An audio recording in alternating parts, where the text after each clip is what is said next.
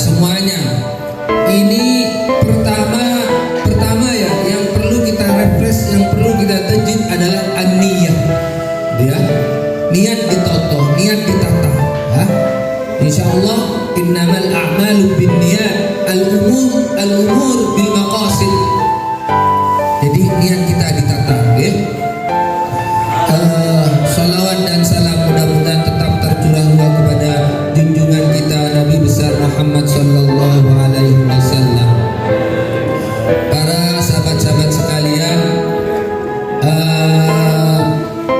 ini merupakan upgrading perdana divisi Tibun Nabawi, di mana saya akan menjelaskan beberapa program divisi Tibun Nabawi. Divisi Tibun Nabawi itu atau JRA itu punya mitra, baik berupa produk atau berupa keahlian, keilmuan. Jadi JRA itu punya mitra produk dan keilmuan. Banyak sekali dan bebas. JRA ini bermitra dengan siapapun bebas. Nah sekarang JRA punya mitra dengan yang berupa produk, punya mitra dengan MHN, yaitu berupa produk-produk herbal. Dan ini memang sudah MOU, sudah resmi teken kontrak dengan JRA, yang juga sudah direstui oleh Mujis. Nomor 2, mitra JRA adalah yang sifatnya keilmuan, dan ini sudah MOU sudah kerjasama yang ditandatangani oleh Ketua Umum JRA dan juga direstui oleh Mujis, yang mana hal ini kita kerjasamanya dengan SHM. Jadi SHM itu adalah mitra kerja daripada JRA. Dan juga JRA bermitra dengan sebuah asosiasi namanya P3I atau Akupressor. Sahabat-sahabat sekalian, itu adalah mitra daripada JRA. Pun paham ya? Jadi biar SHM itu siapa? SHM itu adalah mitra kerja JRA, yang mana nanti kita akan mengadakan pelatihan SHM melalui JRA, atau JRA ini yang mengadakan, hanya mitranya dari SHM. Jadi bukan SHM sendiri, karena SHM sendiri sudah punya pelatihan sendiri begitu. Nah, begitu ya. Jadi kalau yang di sini adalah JRA yang mengadakan, hanya kita bermitra dengan SHM baik dalam keilmuan atau produk. Kalau produk dengan MHN. Sahabat-sahabat sekalian, saya akan menjelaskan tentang program daripada divisi Tibun Nabawi biar paham. 1. Divisi Tibun Nabawi itu ada kelas basic atau kelas pemula atau kelas dasar, yaitu pelatihan Bektogun, bekam, toto, dan kuda. Kemudian pasca Bektogun, pasca pelatihan dasar itu nanti ada kelas lanjutan, yaitu upgrading.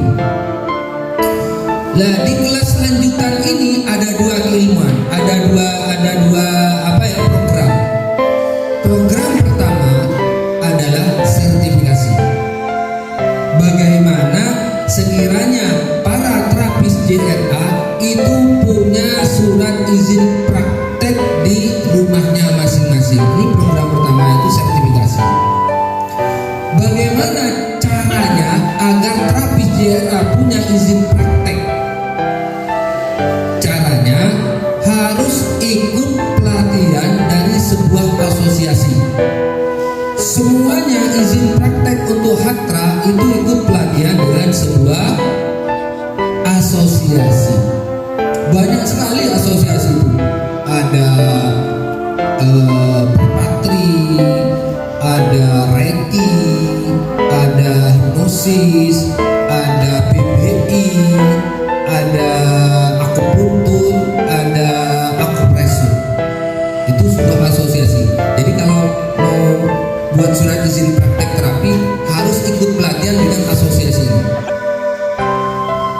asosiasi itu mitra daripada Kemenkes, Kementerian Kesehatan.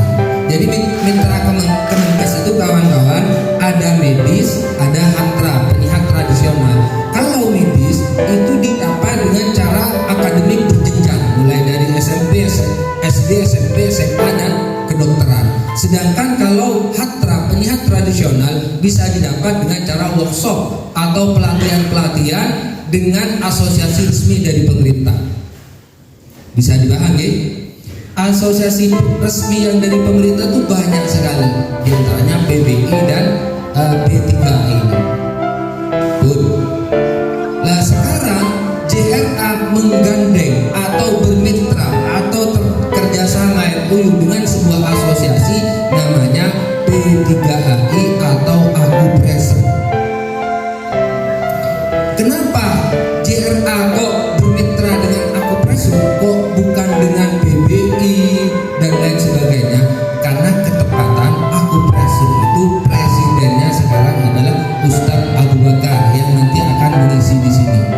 Yang mana Ustadz Abu Bakar itu aman, artinya masih wong dewe, maksudnya masih aswaja.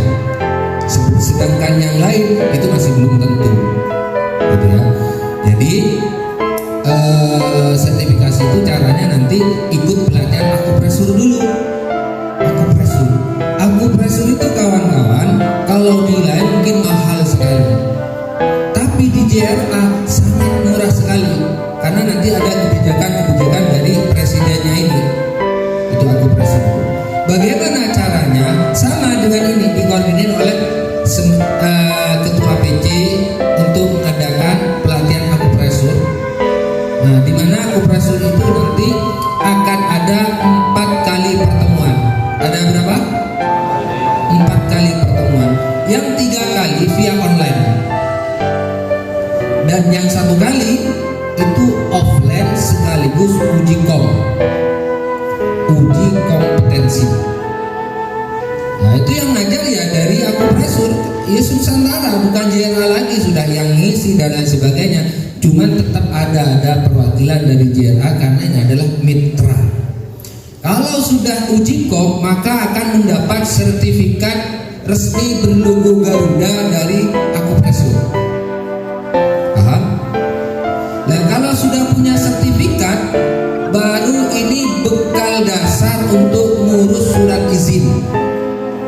Kalau sudah punya sertifikat pelatihan Akupresur, itu bekal dasar untuk ngurus surat izin. Bagaimana cara ngurus surat izin? Bawalah sertifikat ini ke PTSP. Di setiap kabupaten itu ada PTSP namanya, pelayanan terpadu satu pintu. Nanti ditanyakan, Pak mau apa Pak? Saya mau ngurus surat izin praktek dari Hatra, saya mau ngurus izin STPT. Oh iya ya, ini syaratnya ini Pak. Nanti sama tinggal ngisi aja, itu gampang, mudah. Dan ngurus STPT itu kalau di saya itu gratis. Kalau di tempat saya gratis. Yang harus bayar itu pelatihannya itu yang bayar. Kalau STPT itu ya kebijakan asosiasi beda-beda ya. Kalau seperti asosiasi ini kadang-kadang bayar 150 begitu. Tapi kalau yang dari PBI itu gratis di tempat saya. Ngurus STPT itu gratis. Kalau dari asosiasi PBI gratis. Yang bayar pelatihannya itu yang mahal. Gitu. Itu program sertifikasi. Pun paham ya? Program sertifikasi. Nomor 2 adalah upgrading. Upgrading itu ada beberapa kiriman, di antara yang disajikan pada kesempatan pagi hari ini adalah program upgrading kita. Ini milik kita ya, milik JRA. Jadi silakan nanti belajar sepuas-puasnya. Ini milik kita, milik JRA. Hanya JRA mencari mitra sekiranya kawan-kawan JRA betul-betul menjadi penyiar tradisional yang profesional dan handal. Begitu. Nah, ini ada kiriman yang disajikan. Saya dari divisi Tribuna Bangun Pusat menginginkan terapis JRA paling tidak mempunyai 3 dasar keilmuan. 1. Fisiodiagnosa. Jadi 1. Fisiodiagnosa. Nomor 2 berbagai macam skill terapi. Dan nomor 3 adalah herbal. Jadi nanti ketika ada klien datang ke kita, pertama kita diagnosa, ini penyakitnya apa? Setelah ketemu, oh ini penyakitnya ini, baru keluarkan ilmu yang nomor 2, yaitu terapi. Setelah diterapi, setelah itu keluarkan ilmu yang nomor 3, yaitu herbal. Itulah yang kami harapkan dari terapis jiwa. Nah untuk sekarang ini adalah upgrading yang akan diberikan di sini. Itu merupakan lanjutan pasca back to good, ya. Itu mungkin ada beberapa hal yang kami jelaskan biar jelas begitu.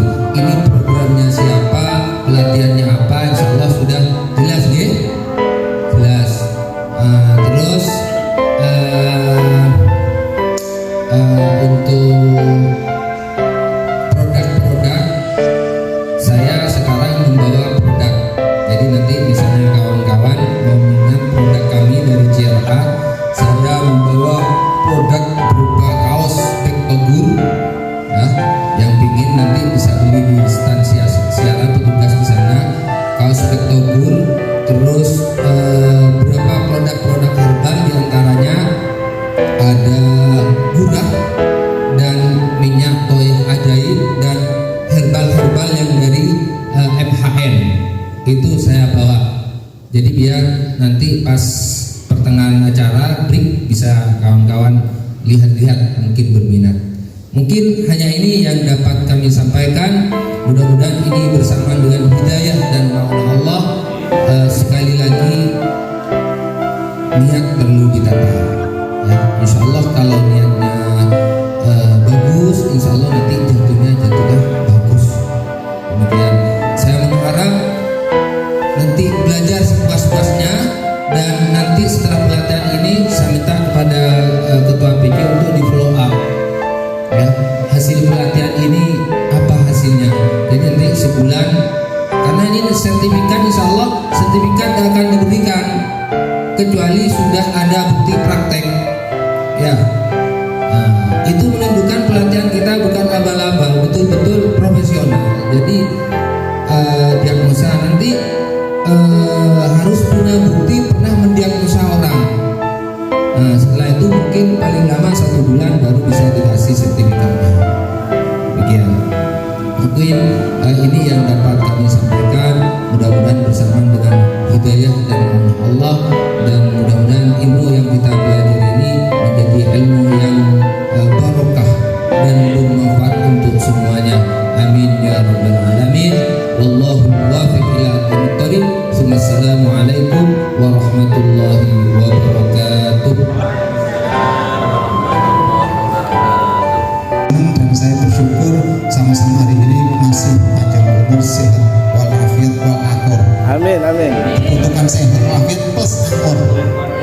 Akor itu akur. Jadi ini gaya istilah, bukan sehat walafiat saja, tapi sehat walafiat walakor. Muhammad.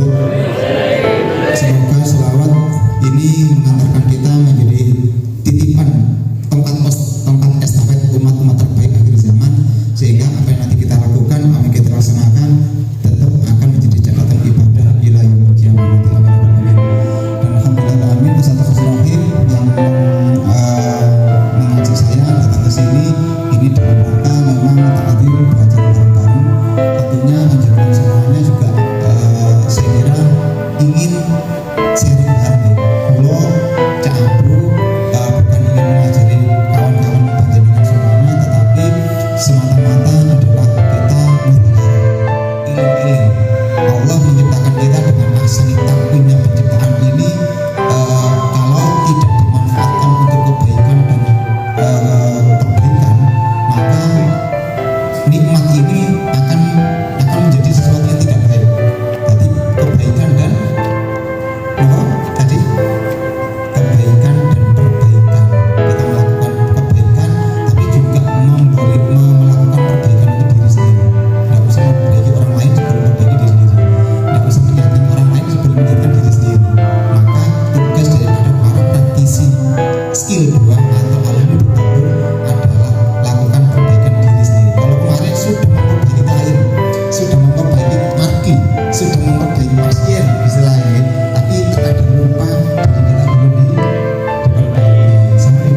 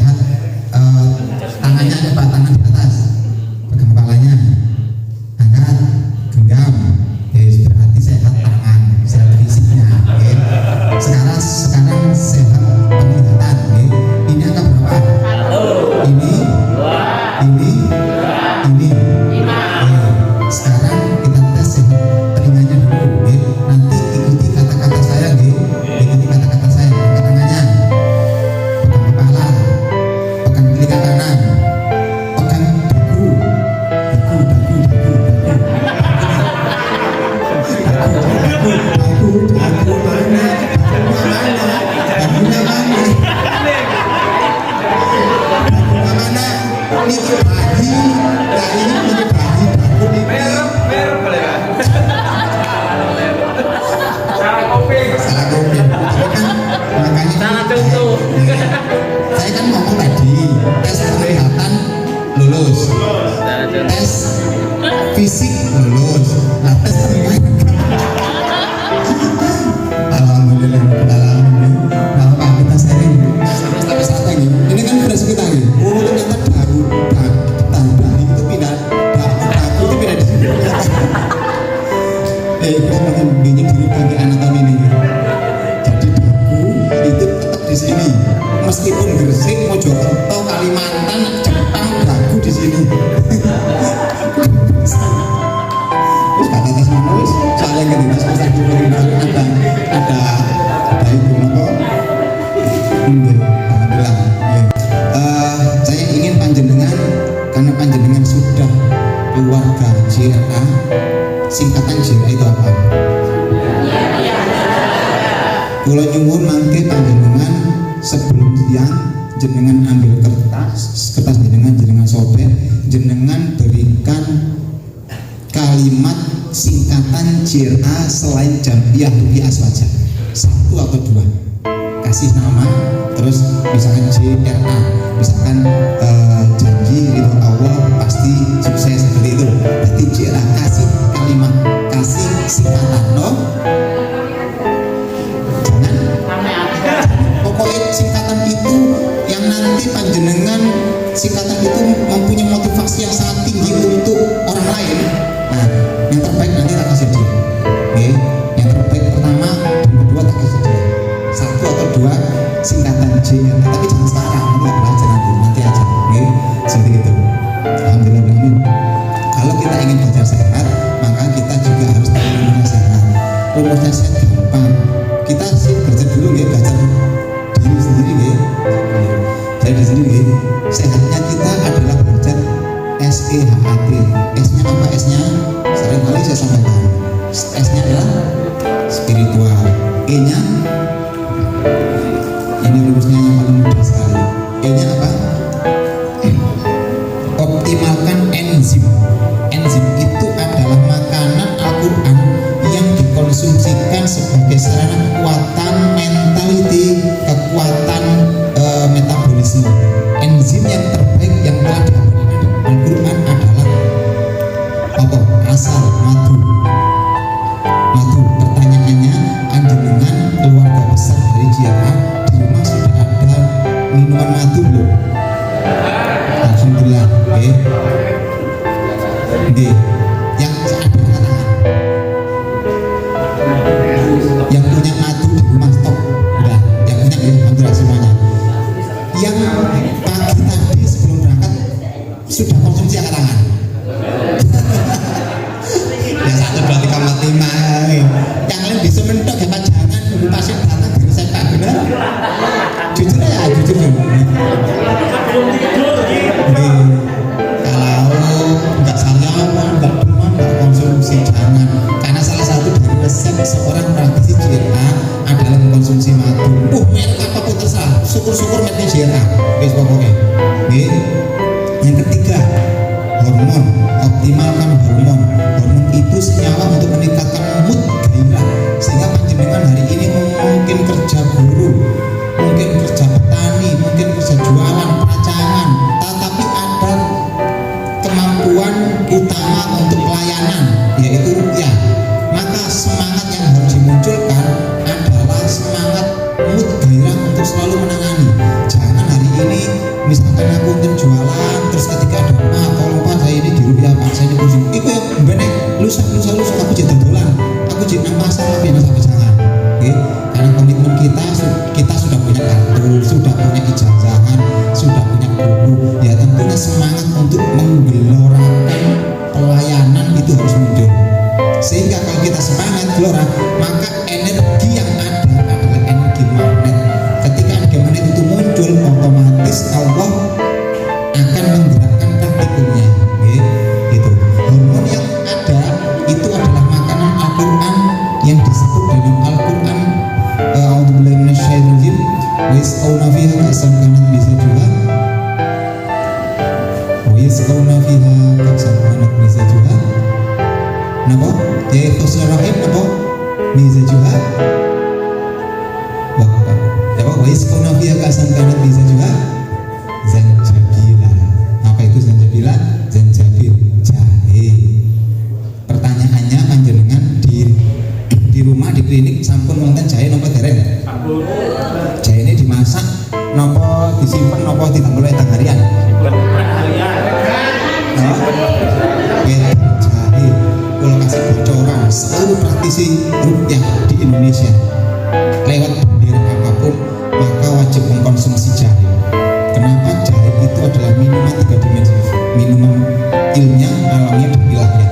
Ilmiahnya 35 zat penting yang satu-satunya yang ada tumbuh hadirnya di bawah tanah itu cuma jahe secara alamiah.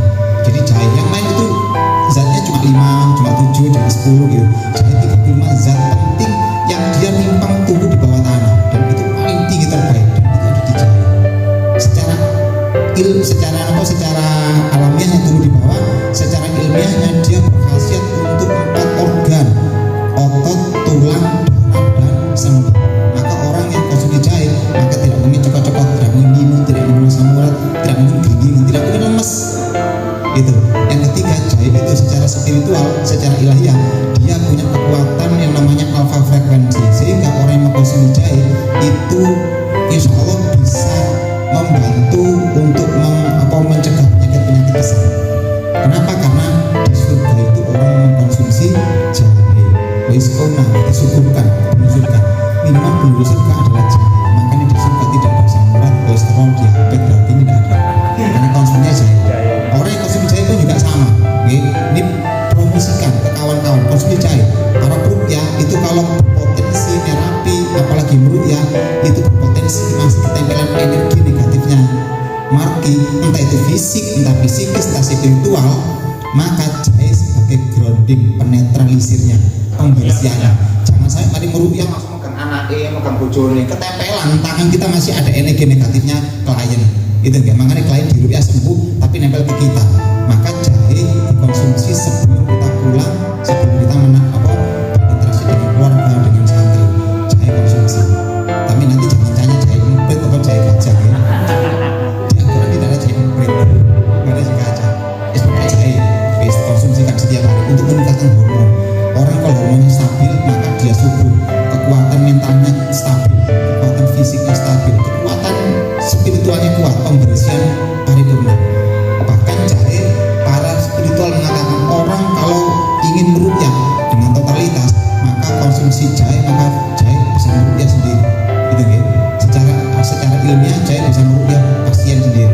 Dikonsumsi berapa kali sehari? Berapa kali sehari? 5 kali sehari. Lewat 5 kali sehari di saat energi tertingginya harian. Apa energi tertinggi harian? Awal subuh, awal duhur, awal asar, awal isya, awal maghrib. Maka kekuatan pembersihan sangat tinggi sekali. Wasilahnya lewat jahe. Halo. Kalau halo jawabannya hai. Ya. Kalau mau jahe jawabannya halo. Ya. Halo. Masih sadar. Ya. Nah, saya contoh ini masih ngantuk biasa. Kan ini ngantuk bisa no. Wah, ini tanggap panitia ini ya. Ojo aku ya. Belum jamin. Niki A. Seorang terapis itu harus A. Apa itu A? Aktivitas itu senam, aktivitas olahraga, aktivitas itu bergerak itu bukan berarti lari saja nih. Itu yang sudah sepuh, maaf, yang umur 65 tahun atau 7 tahun nggak usah futsal, nggak usah badminton tambah pegel kabeh. Itu olahraga yang ringan, mungkin jalan kaki. Kalau di SHM biasanya kita punya 3 olahraga. Yang pertama olahraga taiji, yang kedua olahraga lintingkung, yang ketiga olahraga topo jikung misalnya.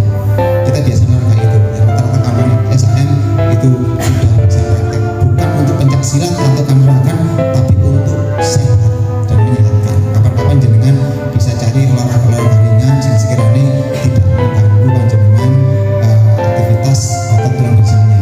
Dan terakhir T itu treatment itu perawatan. Kalau jenengan sudah alumni Bektoku berarti sudah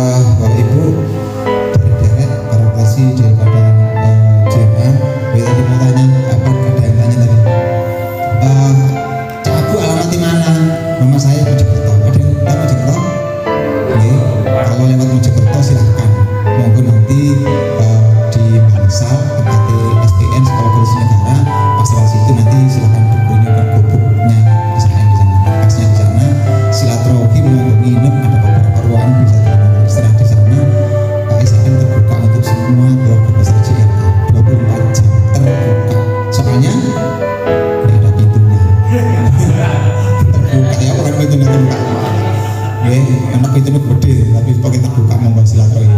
Sana ada beberapa kawan-kawan yang nunggu di sana. Saya membawa tim selain Ustadz Gus Rohim itu namanya Gus Onidi yang dekat itu yang paling ganteng nomor 2. Nah itu sebelah sana itu namanya Ustadz Agung dari Malaysia. Mana? Nah itu beliau dari Malaysia. Itu juga praktisi terapi semacam-macam, sangkal kultur, sangkal duit semuanya di sana. Gitu, seperti itu. Yang kemarin dari Filipina sudah pulang ke negaranya. Jadi setiap hari ada kawan-kawan belajar sana dari luar Jawa, luar negeri dan sebagainya. Yang mereka belajar untuk mendalami ilmu pengobatan. Iya, seperti itu. Nah, 5R sesungguhnya panjenengan ini sudah benar-benar harus komitmen untuk menjadi seorang praktisi yang sifatnya holistic care. Holistic care itu menyeluruh. Dalam dunia pengobatan, kaitan holistik, kaitan menyeluruh itu adalah disingkat 5R. Penanganan kalau 5R dilaksanakan maka otomatis jenengan akan bisa menjadi titipan wasilah pengobatan, titipan wasilah dari kesembuhan dari penyakit-penyakit klien. Apa itu holistic care? Yang pertama rekonstruksi spiritual, ada namanya rupiah, itu spiritual ya, sudah jelas. Yang kedua rekonstruksi fisik, berarti ada apa fisik? Ada pijat, ada bekam, ada akupuntur, akupresur dan sebagainya. Oh ya nanti ada materi akupuntur nanti. Jadinya nanti insya Allah pulang, insya Allah di samping sudah menjadi seorang tabib, tapi insya Allah juga jenengan pulang bisa menjadi seorang sinsan muslim. Siap ya? Seperti wani praktek ya, wani praktek dan ini dipraktekkan. Nanti kita tunjukkan bagaimana kekuatan daripada terapi pendamping seperti akupuntur, seperti moksa dan sebagainya. Itu masuk di fisik. Rekonstruksi psikis kejiwaan ada pendekatan psikologi, ada namanya tasirul Quran, pendekatan psikologi lewat sugesti Al-Quran dan sebagainya. Rekonstruksi sosial berarti seorang klien, marki saya menyebut kalau menyebutnya klien adalah mungkin ketika sakit itu nggak pernah silaturahmi, maka ketika pulang anjurkan klien itu jangan turun di depan rumahnya, tetapi turun di gang, suruh dia jalan.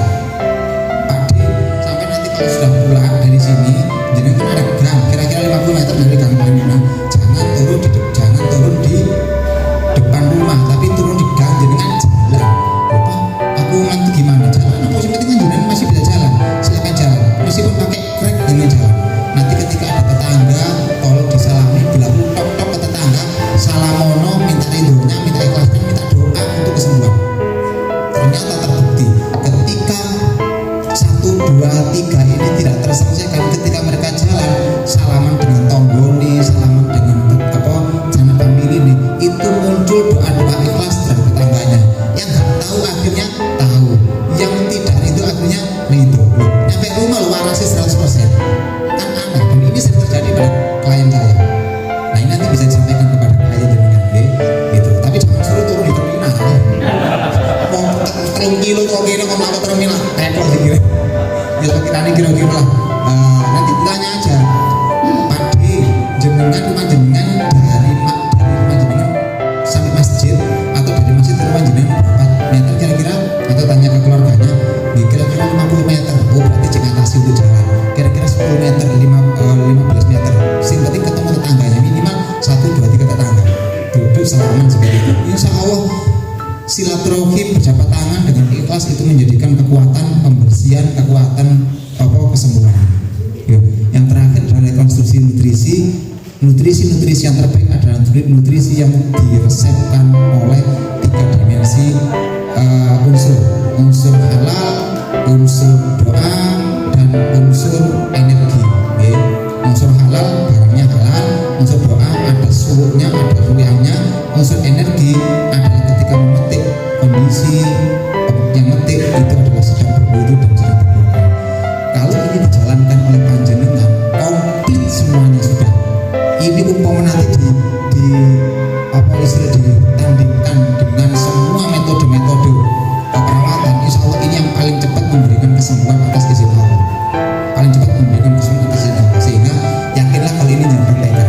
Pertanyaannya, ini panjenengan sudah dipraktekkan semua jujur-jujuran. Dereng ya, berarti kalau dereng berarti nanti insya Allah hari ini setelah sore nanti selesai, kalau yakin jenengan berkenan dan mampu untuk menyampaikan semuanya ini ya. Insya Allah ini sudah fisikis jiwa sudah. Maksudnya ini ngeten contoh nih, misalkan saya dengan Yai Sofyan, Yai panjenengan nanti setelah tak bekam, insya Allah panjenengan semakin sehat. Yang kedua, jenengan yakin bahwa Allah yang menyembuhkan. Berarti jenengan nanti semakin kesini semakin cepat jenengan disembuhkan oleh Allah. Yang kedua, yang ketiga, Allah meyakini bahwa pengobatan ini dan obat ini Allah yang memberikan ridho kesembuhannya. Tiga keyakinan tak masukkan ke relung jiwa raganya Yai Sofyan. Akhirnya beliau kan yakinnya bukan barang saja, tapi yakin kepada yang memberikan barang. Nah ini termasuk cara penjelasan. Itu sosial yang tadi, yang nutrisi yang berarti resep. Dengan kasih resep apa yang penting dengan hari ini selesai. Maka luar biasa. Nah, ini holistik care. Tabib dan sinsen. Tabib itu apa? Dokter Muslim. Itu sudah saya penjelasan panjang. Sinsen? Dokter Cina, dokter Tiongkok. Dua-duanya ini berjuang untuk menyembuhkan pasien.